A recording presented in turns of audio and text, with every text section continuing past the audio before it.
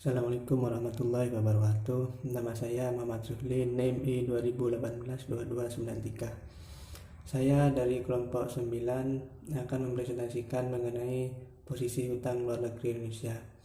Di mana saya akan menjelaskan beberapa sejarah mengenai terjadinya hutang luar negeri. Hutang luar negeri Indonesia ini sudah terjadi sejak penjajahan zaman Belanda dulu. Zaman penjajahan Belanda, di mana pada zaman penjajahan itu disebut hutang peninggalan Hindia Belanda. Pada dasarnya Soekarno-Hatta pada masa kepresidenan Soekarno itu menolak untuk berhutang terhadap luar negeri. Akan tetapi akhirnya pemerintahan Presiden Soekarno-Hatta memiliki hutang sebesar 2,3 miliar US dollar. Selanjutnya pada masa Orde Baru, di mana pada masa Orde Baru ini dipimpin oleh Presiden Soeharto. Pada kepemimpinan Presiden Soeharto, hutang luar negeri semakin besar. Utang ini dipergunakan untuk membangun berbagai infrastruktur dan fasilitas-fasilitas negara. Akibatnya pada pemerintahan Soeharto, Indonesia mengalami krisis moneter dan masyarakat pun mulai geram dengan keadaan yang terjadi pada masa Orde Baru ini. Pada tahun 98, terjadinya krisis moneter ini menyebabkan ketidakstabilan terhadap perkembangan perekonomian yang ada di Indonesia ini, dengan dibarengi reformasi politik.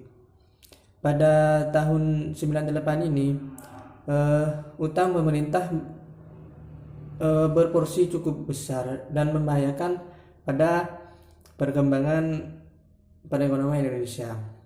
Dalam kondisi tersebut, pemerintahan Soeharto dialihkan kepada wakil presiden, yaitu kepada Bapak B.J. Habibie.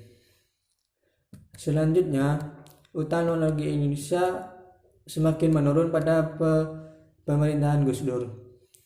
Saat itu beliau berhasil menurunkan jumlah utang luar negeri secara signifikan sampai periode sebelumnya, dari mengalami penurunan yang signifikan dibandingkan dengan pada pemerintahan sebelumnya. Penurunan utang pada masa Gus Dur ini terjadi karena beliau mengeluarkan kebijakan growth story atau strategi pertumbuhan, di mana strategi ini terjadi untuk kebijakan yang dibantu oleh tim yang dibentuk pada masa Gus Dur. Selanjutnya,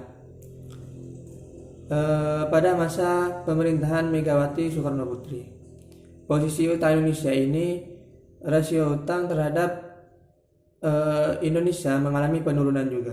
Pemerintahan Megawati juga berusaha mengambil jalan tengah dengan menjual beberapa aset negara, dengan tujuan penjualan aset ini yaitu untuk melakukan pembayaran terhadap utang luar negeri, dan setelah itu menyebabkan pendapatan yang semakin berkurang.